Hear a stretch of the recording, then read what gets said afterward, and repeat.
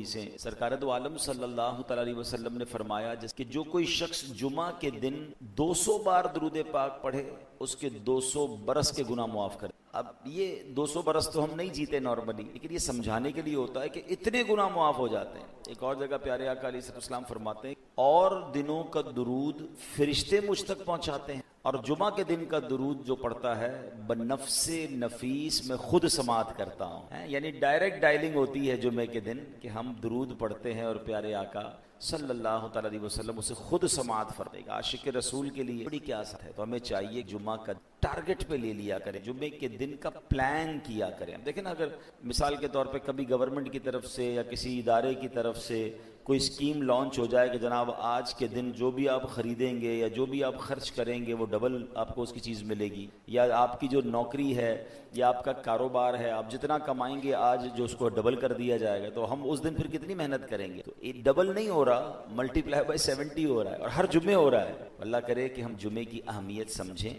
اور زیادہ سے زیادہ نیکیاں کیا کریں. آئیے مل کر محبت کے ساتھ بآواز بلند درود پاک پڑھ لیں. صلو علی الحبیب صلی اللہ تعالی علی محمد صلی اللہ علیہ. الحمدللہ ہم کوشش کرتے ہیں کہ جب میں یہاں جمعے میں حاضری ہوتی ہے تو ہم ایک ٹاپک کو کنٹینیو کر رہے ہیں، اور وہ ہے قرآن کی باتیں. اور قرآن میں جا بجا بہت ساری ہمارے لیے رہنمائیاں ہیں، مگر بالخصوص ہم کوشش کرتے ہیں کہ ہم ان آیتوں کو ڈسکس کریں، ان آیتوں کے بارے میں جانیں کہ جس میں رب عز و جل نے ایمان والوں سے براہ راست بات کی. ویسے تو قرآن پاک میں 6000 سے زیادہ بہت ساری آیتیں ہیں، لیکن اسپیشلی 89 کے قریب وہ آیتیں ہیں جس میں اللہ نے یا ایھا الذین آمنوا، اے ایمان والو کہہ کر مجھ سے اور آپ سے بات. یہ ہم پر ضروری بھی ہے کہ کم از کم وہ آیتیں تو پڑھ لیں، ان کو تو جانیں کہ مجھ سے اور آپ سے رب نے کیا بات کی. دیکھیں نا، دنیا میں ہمیں کوئی ہمارا پیارا پیغام دیتا ہے، میسج دیتا ہے، ہم فوراً سنتے ہیں کہ میرے باس کا پیغام ہے، میرے دوست کا پیغام ہے، میرے رشتہ دار کا پیغام. اللہ کا پیغام نہیں پڑھنا ہے جس نے مجھے اور آپ کو بنایا، اس کا پیغام ہمارے پاس وقت ہی نہیں ہے پڑھنے. بہت بڑی تعداد میں لوگ ہیں جو قرآن پڑھتے ہی نہیں، اس کو سمجھتے. تو ہم نے سوچا کہ کیوں نہ جمعے کی جو بیانات ہیں اسی میں ایک سلسلہ شروع کر دیا جائے کہ کم از کم ان آیتوں کو ایک ایک کر کے بیان کر دیا جائے. اور جو لوگ ہمیں سوشل میڈیا پر بھی سنتے ہیں، میں پہلے بھی عرض کر چکا ہوں، دوبارہ عرض کرتا ہوں کہ جمعے کے دن کوشش کریں کہ ٹائم پر آ جائیں، 2:15 بجے تک پہنچ جایا کریں. جتنی دیر مسجد میں بیٹھیں گے ثواب بھی ملتا رہے گا، اور انشاءاللہ یہ ایک نہ ایک آیت یا 2 آیتیں ہم پڑھتے بھی جائیں گے، سیکھتے بھی جائیں گے. آج کی آیت ویسے بھی بہت زیادہ امپورٹنٹ ہے، اور وہ یوں سمجھ لیں کہ آج کے دور کے لحاظ سے بھی اس میں بڑا اس کا ہمارا معاملہ جو ہے وہ ریلیونٹ ہوتا ہے. اچھا، ہم کوشش یہ بھی کر رہے ہیں کہ ہم قرآن پاک کی ترتیب وار، یعنی پہلے پارے میں، دوسرے پارے میں، تیسرے پارے، جہاں جہاں یہ اے ایمان والوں کہہ کر رب نے ہم سے بات کی ہے، ہم اس سیکوینس سے ان آیتوں کو سمجھ رہے ہیں. تو آج جو آیت ہے وہ پارہ نمبر 2 ہے، سورہ بقرہ، آیت نمبر 208 and 209، 208 اور 209 نمبر آئے. اللہ قرآن میں ارشاد فرماتا ہے، بسم اللہ الرحمن یا ایھا الذین آمنوا ادخلوا فی السلم کافہ ولا تتبعوا خطوات الشیطان انہ لکم عدو فَإِن زَلَلْتُم مِّن بَعْدِ مَا جَاءَتْكُمُ الْبَيِّنَاتُ فَاعْلَمُوا أَنَّ اللَّهَ عَزِيزٌ حَكِيمٌ. اب اس کا ترجمہ سنیں گے، آسان ترجمہ قرآن کنز العرفان. اے ایمان والو، اسلام میں پورے داخل ہو جاؤ اور شیطان کے قدموں پر نہ چلو، بے شک وہ تمہارا کھلا دشمن ہے. اور اگر تم اپنے پاس روشن دلائل آ جانے کے بعد بھی لغزش کھاؤ تو جان لو کہ اللہ زبردست حکمت والا ہے. یہ اتنا کمال کا پیغام ہے، ایسا لگتا ہے کہ یہ آج کے دور میں تو بڑا ہی ریلیونٹ ہے، لیکن قرآن کسی ایک دور کے لیے نہیں ہے. سرکار دو عالم علیہ الصلوۃ والسلام کے دور سے لے کر صبح قیامت تک رہتی دنیا کے لیے قرآن رہنمائی ہے. اچھا، اب یہ ایکچولی اس کا شان نزول کیا ہے، یہ کس لیے آیت نازل ہوئی تھی، اس زمانے میں کیا معاملہ ہوا تھا. اہل کتاب میں سے حضرت عبداللہ بن سلام رضی اللہ تعالیٰ اور ان کے اصحاب تاجدار رسالت صلی اللہ علیہ وسلم پر ایمان لائے. یہ پہلے حضرت موسیٰ علیہ السلام کی شریعت پر عمل کرتے تھے، تورات پر عمل کرتے. اب حضرت موسیٰ علیہ السلام کے جو زمانے کے تورات کے احکام تھے اس پر بھی قائم رہے اور اسلام بھی لے آئے. مثلا کے طور پر ہفتے کے دن کی وہ تعظیم کرتے تھے. یہودیوں میں تورات کے اندر ہفتے کے دن کی بڑی رسپیکٹ ہے. تو انہوں نے سوچا کہ اسلام میں ہفتے کے دن کی اگر ہم تعظیم کریں تو منع تو نہیں ہے نا، چلے ہم ایمان بھی لے آتے ہیں مگر حضرت موسیٰ کی شریعت کا بھی ایک معاملہ جو وہ کنٹینیو کر لیتے ہیں. اسی طرح اس دن ہفتے کے دن شکار سے بچتے تھے اور اونٹنی کے دودھ اور گوشت سے بھی پرہیز کرتے تھے، کیونکہ یہودیوں میں تورات کے اندر لکھا ہے کہ اونٹنی کا دودھ اور گوشت وہ استعمال نہیں کرتے. انہوں نے کہا اسلام میں فرض تو نہیں ہے، ہم اسلام بھی لے آتے ہیں اور وہ والی چیزوں کو بھی کنٹینیو کرتے ہیں. تو اب کیا ہوا، اب وہ وہی سوچنے لگے کہ اگر ہم ان کو کنٹینیو بھی کریں تو اسلام کی مخالفت تو نہیں ہے، حضرت موسیٰ علیہ السلام کی شریعت پر بھی عمل ہو جائے گا. اس پر یہ آیت نازل ہوئی اور انہیں یہ حکم دیا گیا کہ اسلام کے احکام کی مکمل پیروی کرو، یعنی تورات کے احکام منسوخ ہو گئے ہیں، اب ان کی طرف توجہ نہ دو. اب یہ تو تھا وہ سینیریو، وہ معاملہ کہ جس پر یہ آیت نازل ہوئی. مگر جیسا میں نے کہا کہ قرآن صرف ایک دور کے لیے، ایک وقت کے لیے نہیں ہے. اب اگر ہم آج کے دور میں اس کو امپلیمنٹیشن کریں، آج کے دور میں اس پر غور کریں، تو آج بھی یہ حال ہے کہ لوگ مسلمان تو ہو گئے، کلمہ تو پڑھ لیا، مگر پورے اسلام میں داخل ہونے میں شرمندہ نظر آ رہے ہوتے ہیں. ان کو خود اسلام کے احکام پر جو ہے نا بات کرنے میں شرم ہو رہی ہوتی ہے، اس کا اپیرنس، اس کا لباس پہننے میں شرم آ رہی ہوتی ہے، اس کے بارے میں دفاع کرنے میں شرم آ رہی ہوتی ہے. یہ کیا ہے؟ ہم مسلمان ہیں تو دل و جان سے مسلمان ہیں نا، ہم مسلمان ہیں تو اس پر ہمیں پراؤڈ ہونا چاہیے، اس پر ہمیں فخر ہونا چاہیے. ہم کسی اور کی رعایت میں، کسی اور مذہب والوں کو خوش کرنے کے لیے، کسی اور سوسائٹی کو خوش کرنے کے لیے اپنے اسلام کے احکام کو کیوں پس پش ڈالنے کی کوشش کرتے ہیں؟ یہ جناب اس کو ببانگے دوہل یا جس کو کہتے ہیں پراؤڈلی ہم اناؤنس کیوں نہیں کر رہے ہوتے؟ قرآن کہتا ہے ایمان والو اسلام میں پورے داخل ہو جاؤ. یہ آدھے داخل ہونا، پاؤ داخل ہونا، یہ ایمان کی پختگی نہیں ہے. تو اے میرے پیارے اسلامی بھائیوں، یہ تو اس زمانے میں تھا. اب آج بھی کیا ہوتا ہے؟ بہت ساری ایسی چیزیں کہ دوسرے مذہب والوں کی رعایت میں، ان کو خوش کرنے کے لیے، اب وہ قربانی کے دنوں میں کئی سارے آپ نے دیکھا باتیں آتی ہیں، آنا شروع ہو جاتی ہیں. یہ قربانی جو ہے اس میں اربوں روپے خرچ ہو رہے ہیں، تو اس کی جگہ کسی غریب کی بچی کی شادی کرا دی جائے تو جناب اس میں کچھ اور ہو جائے، اتنا خرچ کیوں ہوتا ہے؟ ایمان والے ہمیں پتا ہے کہ اگر ہمارے پاس استطاعت ہے تو اب قربانی واجب ہے، اور یہ میری شریعت کا حکم ہے. اب میری عقل یہاں نہیں چلے گی، میری لاجک یہاں نہیں چلے گی. مجھے ایک بات یہاں بات چلی ہے تو میں ایک اور بھی کہتے ہیں نا کہ وہ دلوں میں جو سوئی چبوئی جاتی ہے یا ذہنوں میں وسوسے ڈالے جاتے ہیں. مجھے ایک بات بتائیں، یا آپ ابھی اٹھا لیجئے گا، ابھی آئے گی نا قربانی کے دن آئیں گے تو یہ باتیں آپ کو سوشل میڈیا پہ نظر آنا شروع ہو جائیں گی کہ جناب یہ اربوں روپے مسلمان قربانی پہ خرچ کرتے ہیں، اور فلاں ملکوں میں تو لوگ غریب ہیں اور جناب اتنے مشکلات میں ہیں تو غریب لوگوں کی مدد کر دی جائے. اچھا اب حج پہ لوگ جائیں گے، اس پر اعتراض شروع ہو جائے گا کہ خربوں روپے جناب حج پر خرچ کر دیتے ہیں، آپ کے پڑوس میں تو غریب بچے موجود ہیں تو غریبوں میں جا کے پیسے تقسیم کر دیں. پھر آگے چلیں تو جب ربیع الاول کی باری آئے گی، مسلمان اپنے آقا علیہ الصلوۃ والسلام کی جب خوشی منائیں گے، اس وقت یہ ڈسکس شروع ہو جائے گی کہ جناب اتنا چراغاں تو اتنی جو ہے وہ خوشی منائی جاتی ہے، کسی غریب کی جو ہے وہ مدد کر دی جائے. تو جب آپ اسلام کا نام لیں گے، جب اللہ رسول کے نام پر خرچ کرنے کی بات آئے گی، جب کسی اسلامی تہوار کی بات آئے گی، تو یہ لوگ نکل کر مسلمانوں کو کنفیوز کرنا شروع کر دیتے ہیں. اب چونکہ علم تو ہے نہیں تو جناب اب یہ ساری باتیں دماغ میں آتی ہے کہ یار یہ ہم اتنا خرچ کیوں کرتے ہیں، ہم کس لیے کرتے ہیں. دیکھیں میں دونوں چیزوں کا آپ کو جواب دے دیتا ہوں. پہلی بات تو یہ ہے، کبھی ہم یہ کیوں نہیں سنتے کہ جناب یہ 31 دسمبر پر نیو ایئر نائٹ منانے کی بجائے اس رات خرچ ہونے والے اربوں روپے جو آتش بازی پر، جو ناچ گانے پر، جو شراب کی محفلوں پر لگائے جاتے ہیں، وہ جناب کسی غریب کے پر خرچ کر دیے جائیں. ہم کبھی یہ کیوں نہیں سنتے کہ اتنے بڑے کرکٹ میچ، ان کی اوپننگ سیریمنی تو اس کی اینڈنگ سیریمنی، اس پہ کروڑوں روپے خرچ کرنے کی بجائے جتنے میلے اور پتہ نہیں کتنے یوم اور کیا کیا بنایا جاتا ہے، ان تمام چیزوں پر خرچ نہ کرو جناب، کسی غریب کے اوپر خرچ کر دو. یہ جب بھی اٹیک ہوگا اسلامی چیزوں پر کیوں ہوگا؟ یا تکلیف یا ہمدردی غریب سے نہیں ہے، یہاں دشمنی اسلام سے ہے. یہاں آپ کو اسلام اور دین سے دور کرنا ہے. میں بڑا سمپل کوسچن کرنا چاہتا ہوں، کسی غریب کی مدد کرنا یا کسی محتاج کی ہیلپ کرنا، یہ ثواب دینے والا کون ہے؟ جواب دینا اللہ ہے نا. اس کی طرف ہمارا ذہن کس نے لگایا؟ شریعت نے لگایا کہ انسان کی مدد کرو، غریبوں کی مدد کرو. اسی شریعت نے کہا کہ حج کرو. اسی رب کا حکم ہے کہ قربانی کرو. میرے رب نے ہی مجھے غریب لوگوں کی مدد کے بارے میں فرمایا نا. لیکن اگر وہی رب فرماتا ہے یا شریعت کہتی ہے کہ قربانی کے دن جس پر قربانی واجب ہے، غریبوں پر تو ویسے ہی واجب نہیں ہے، جس پر قربانی واجب ہے وہ واجب ادا کرتا ہے، تو اس دن قربانی کا خون بہانے سے زیادہ افضل جو ہے کوئی عمل نہیں ہے.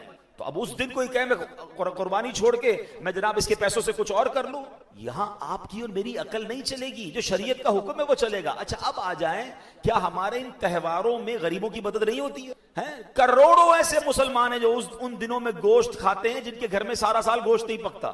کیسے گوشت جاتا ہے؟ یہ قربانی ہوتی ہے تو گوشت جاتا ہے. بلکہ اگر آپ اسٹارٹ کریں، سب سے پہلے مجھے بتائیں یہ قربانی کا جانور آتا کہاں سے؟ یہ سارے قربانی کے جانور آتے ہیں گاؤں سے. گاؤں کے لوگ سارا سال جانور پالتے ہیں، چھوٹا سا بچڑا لیتے ہیں، بکرا لیتے ہیں، پالتے ہیں، اور اب ان دنوں میں مہنگے داموں میں ان کا سامان بکتا ہے. تو یہ پیسے کدھر جاتے ہیں؟ اکانومی کو جو سمجھنے والے لوگ ہیں، کامرس کو سمجھنے والے وہ لوگ ہیں، وہ جانتے ہیں کہ اکانومی چلتی ہی جب ہے جب امیر کی جیب سے پیسہ نکلے اور باقی لوگوں کی جیبوں میں چلا جائے. اربوں روپے کی رولنگ شروع ہو جاتی ہے. ایک اگر آپ غور کریں نا تو پہلے تو گاؤں گوٹھوں کے لوگوں کا فائدہ ہوتا ہے، پھر جب یہ سارے جانور شہروں میں آتے ہیں تو ٹرانسپورٹیشن کا کام شروع ہو جاتا ہے. ٹرک والے، سوزوکی والے، ان کے ساتھ بیچارے کچھ غریب مزدور بھی ہوتے ہیں. اب منڈی میں جائیں تو چارے والوں کے سٹال لگ جاتے ہیں. یہ جتنے چائے پانی والے ہیں، کھانا کھلانے والے، منڈی آباد 1.5-2 مہینے. یہ کن غریبوں کا بھلا ہو رہا ہے؟ یہ غریبوں کا بھلا نہیں ہو رہا؟ کیا روزگار نہیں چل رہا؟ اس کے بعد آپ کے گھر تک جب یہ جانور آتا ہے، سوزوکی کا کرایہ شروع ہو جاتا ہے. آپ کے محلے میں قریب چارے والوں کے سٹال شروع ہو جاتے ہیں. آگے چلے تو قربانی کے دنوں میں کسائی کے ساتھ کتنے ہیلپر، ہزاروں نوجوانوں کو روزگار ملتا ہے. یہ قربانی کا صرف ایک ایونٹ اگر آپ دیکھیں. پھر آگے چلیں، ابھی ختم نہیں ہوا، ابھی تو اس کی بوٹیاں بنی، گوشت بنا، آپ نے تو کھایا، غریب رشتہ داروں کو گوشت بٹنا شروع ہوتا ہے، آس پاس کے پڑوسیوں کو گوشت جاتا ہے. اور آگے چلیں، اب باربیکیو بنانے والے، یہ آپ کی کباب اور یہ جو پتہ نہیں کیا کیا ہنٹر وغیرہ بناتے ہیں، ان کا کاروبار کتنے مہینوں تک چلتا ہے. اور آگے چلے تو قربانی کی کھالیں، ان کھالوں کے ذریعے لیدر فیکٹریاں چلنا شروع ہو جاتی ہیں. اس کے اندر کتنے ہزاروں لاکھوں نوجوانوں کو اور لوگوں کو روزگار ملتا ہے. صرف ایک تہوار. اب اسی کو اگر آپ غور کریں تو حج کے دنوں میں نہ جانے کتنے لاکھوں کروڑوں لوگوں کا روزگار شروع ہو جاتا ہے. یہ مجھے آپ خود سوچیں، اس بات کو کنڈیم کریں کہ کبھی یہ کیوں نہیں آتا کہ آئی فون 15 کی رات میں لائن لگ کے موبائل خریدنے والوں کسی غریب کی مدد کر دو. کبھی آپ نہیں سنیں گے. ہمیشہ سنیں گے کہ حج پہ مت جاؤ، کسی غریب کی مدد کر دو، قربانی مت کرو کسی غریب. یہ غریب کی ہیلپ نہیں ہے، یہ اسلام کے بارے میں اٹیک کیا جاتا ہے. یہ ہمیں یہ بتایا جاتا ہے یہ عبادت ضروری نہیں ہے. تو ہمیں قرآن کہتا ہے اے ایمان والو اسلام میں پورے داخل ہو جاؤ.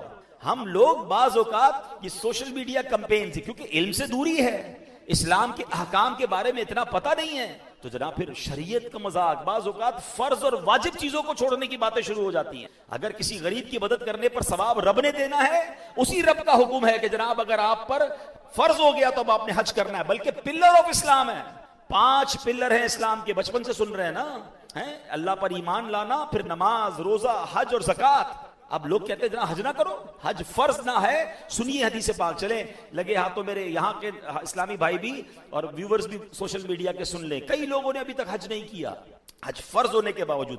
اگین میری اور آپ کی شریعت کتنی آسان ہے. 5 پلر ہے نا، اس میں سے اگر غور کریں نا تو 2 جو اس میں مین چیزیں ہیں، نماز تو سب پر فرض ہو گئی ہے، روزہ فرض ہو گیا، ایمان ہم سب لے آئے. حج اور زکوٰۃ تو فرض ہی نہیں ہے اس پر جو غریب ہے، جس کا استطاعت نہیں ہے اس پر کوئی فرض نہیں ہے. تو شریعت نے امپوز نہیں کیا ہے، شریعت نے مجھ پر اور آپ پر لاگو اور لازم نہیں کر دیا کہ ہر بندہ ہی حج کرے گا، ہر بندہ ہی زکوٰۃ دے گا. بلکہ اگر زکوٰۃ کا دیکھیں تو کتنا شاندار قانون ہے کہ امیر کی جیب سے نکل کر غریب کے پاس پیسے جا رہے. کتنا خوبصورت اکانومی کا سسٹم ہے. حضرت عمر بن عبدالعزیز رضی اللہ عنہ کا یہ دور تھا کہ جس دور میں لوگ زکوٰۃ لے کر نکلتے تھے، زکوٰۃ لینے والا کوئی نہیں ہوتا تھا. کیوں؟ سب زکوٰۃ دیتے تھے. میں آپ کو بلیو کریں، آج بھی کہہ دوں کہ اگر پاکستان میں، باقی ملکوں کو چھوڑیں، جتنے لوگوں پر زکوٰۃ فرض ہے اور جتنی فرض ہے ایمانداری کے ساتھ وہ زکوٰۃ پوری نکالیں. اور جتنے زمیندار، پاکستان زرعی ملک ہے، جتنے زمینداروں پر زمین کی زکوٰۃ عشر جو کہ فرض ہے، اگر وہ ہر فصل پر اپنا عشر نکالیں، آپ یقین کریں پاکستان میں زکوٰۃ لے کر آپ نکلیں گے لینے والا نہیں ہو. لوگوں کی زکوٰۃ انبلیویبل. آپ کی ہماری سوچ ہے اتنا پیسہ ہے لوگوں کے پاس، نکالتے ہی نہیں ہے. اگر اسلام کے احکام پر ہے ایمان والو اسلام میں پورے داخل ہو جاؤ. اگر زکوٰۃ کے حکم کو ہی پراپر نافذ کر دیا جائے، آپ سوچ نہیں سکتے کتنا غریبوں کا بھلا ہو جائے گا. لوگ الحمدللہ نہال ہو جائیں گے.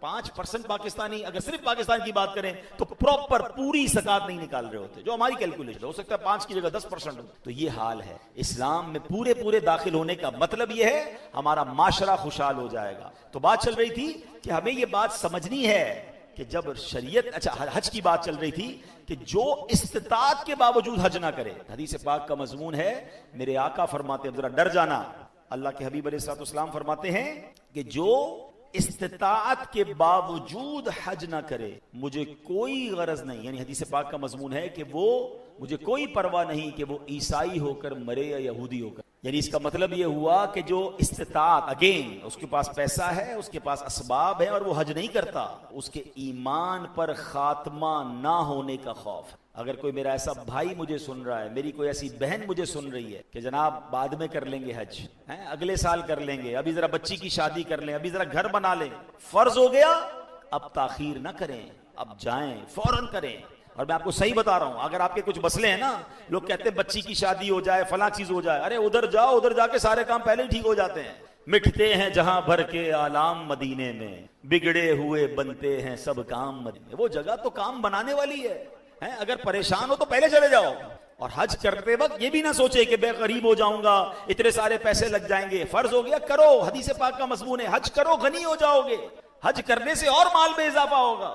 تو جن پر حج فرض ہے وہ تاخیر نہ کریں. یہ تاخیر درست نہیں ہے, بلکہ اللہ توفیق دے تو ایک سے زائد بھی حج کرنے میں کوئی حرج نہیں ہے. ہاں یہ الگ بات ہے کہ نفلی حج کرنے کی بجائے اگر آپ کوئی اور نیکی کا کام کرنا چاہتے ہیں اس میں کوئی حرج نہیں ہے, لیکن حج کو نہ روکا جائے, حج کے بارے میں کرٹیسائز نہ کیا جائے. یہ اجتماعیت ہے مسلمانوں کی, اس کی وجہ سے سبحان اللہ جو روحانی منظر بنتا ہے, کتنے لوگ جا کر ان کا ایمان مضبوط ہوتا ہے. تو خدا را یہ اسلام کے خلاف. آپ ابھی دیکھ لیجئے گا, ابھی سوشل میڈیا, اب جیسے ہی قربانی کے دن آئیں گے, حج کے دن آئیں گے, یہ باتیں شروع ہو جائیں گی. اب آپ کا کام ہے اس پر کس طرح ریئیکٹ کرنا ہے اور اپنے ایمان کو مضبوط کرنا ہے کہ ہمیں گناہوں والے کاموں کو روک کر اس کو نیکیوں کی طرف کنورٹ کرنا ہے, نیکیوں کو روک کر دوسری طرف لے جانے کا کیا عقل بنتی. تو بہرحال میرے پیارے اسلامی بھائیوں, اب اسی کو اور آگے لیں. کچھ لوگ اذان, یار یہ اذان کی آواز جو ہے نا یہ زیادہ نہیں ہونی چاہیے دوسرے لوگوں کو خوش کرنے کی. نہیں, ہاں یقیناً ہمیں یہ نہیں کہا گیا کہ جناب ایسے اسپیکر لگا دے کہ کوئی سو ہی نہ سکے. اپنے اسلامی شاعر, اپنی اسلامی جس کو کہیں کہ شناخت کو چھپانا اور اپنی اسلام کے بارے میں خود ہی شرمندہ رہنا, یہ مسلمان کا شیوا نہیں ہے. میں مسلمان ہوں تو مسلمان ہوں اور پورا مسلمان ہوں, اور مجھے اس پہ فخر ہونا چاہیے, مجھے اس پہ پراؤڈ ہونا چاہیے. اگر میں نبی پاک کا امتی ہوں تو ہاں میں امتی ہوں.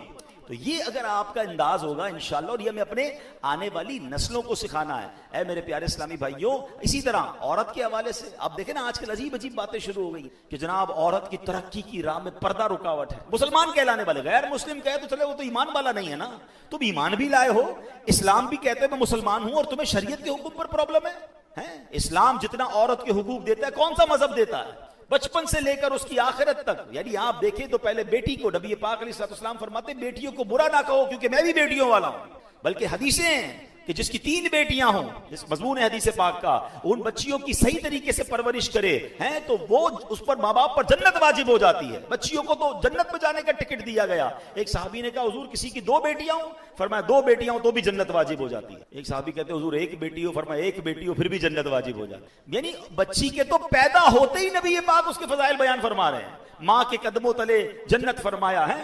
بچی ماں بن گئی تو بھی اس کا ادب بیان کیا, بچی ہے اس کا ادب بیان کیا, بہن ہے تو اس کے حقوق بیان کیے.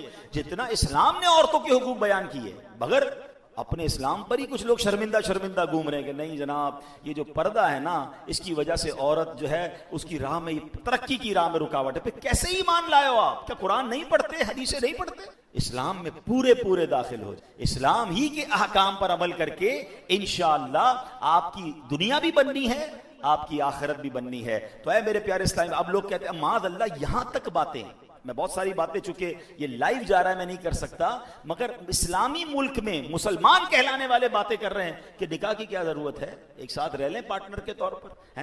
اب یہ باتیں ہونا شروع ہو گئی ہمارے وطن کے اندر.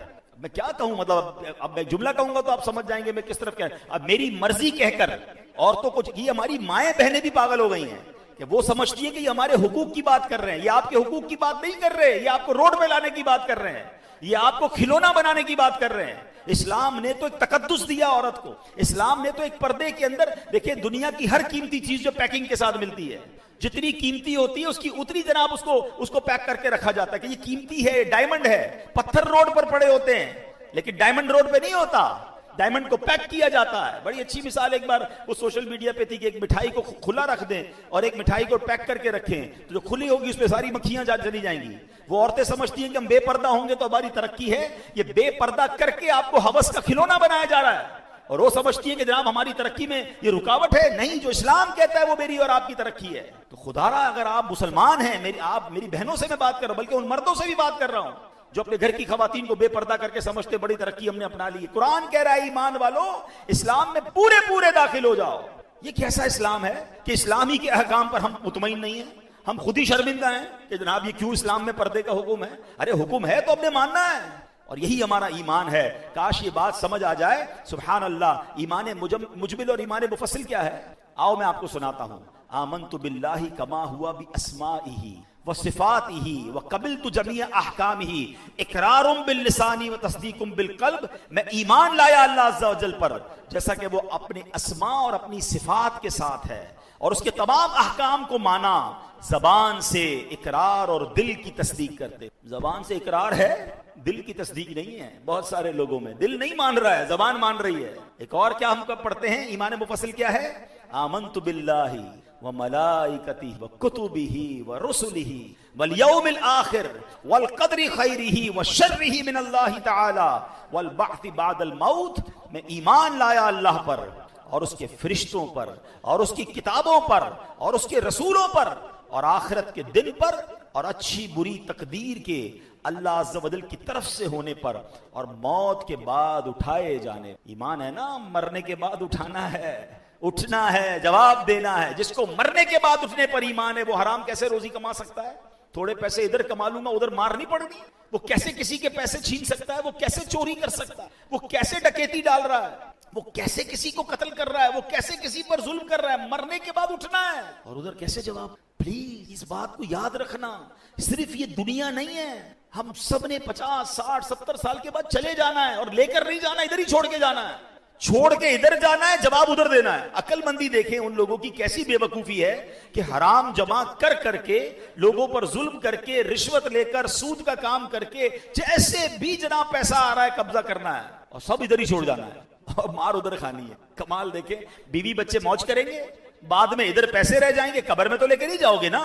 لیکن شیطان ایسا آنکھوں پر پردہ ڈالے ہوئے ہے، ایسا دماغ کو لاک کر دیا ہے کہ یہ خیال ہی نہیں آتا مرنا ہے. ویسے ہے بڑی عجیب بات. اگر مثال کے طور پہ گرمیاں ہو رہی ہیں نا، آج کل کوئی پلان کر لیں گھر والے مل کر کے، یار ذرا کسی ٹھنڈے مقام پر چلنا ہے، تو گھر میں روز میٹنگ ہونا شروع ہو جائے گی. کدھر جانا ہے؟ مری جانا ہے تو ناران جانا ہے، نہیں جناب بیرون ملک چلتے ہیں. تو ڈسکس شروع. ابھی تو صرف خیال آیا ہے کہ جانا ہے یا نہیں جانا، ڈیٹ فائنل نہیں ہے. اتنی ڈسکشن شروع ہو جائے گی. دوستوں سے پوچھیں گے، اچھا پھر کوئی ملک ڈیسائیڈ ہو گیا تو اب انٹرنیٹ پہ سرچنگ شروع ہو جائے گی، ہوٹل کیسا ہوگا تو کمرہ کیسا ہوگا. اچھا جناب ہوٹل کے پھر آج کل تو وہ کیا کہتے ہیں، وہ اس کے ریویوز پڑھتے ہیں کہ یار یہ ذرا ہوٹل لوں گا تو اس کے ریویوز اچھے ہیں کہ نہیں، لوگ وہاں رہے تو خوش ہو کر گئے یا ناراض ہو کر گئے. نہیں یار یہ ہوٹل صحیح نہیں ہے، اس کے کمرے ٹھیک نہیں ہے، اس کا واش روم ٹھیک نہیں ہے. کتنے دن رہنا ہے؟ 4 دن 5 دن 1 ہفتہ. اتنی پلاننگ. سامان کون سا لینا ہے؟ سردی ہے تو جیکٹ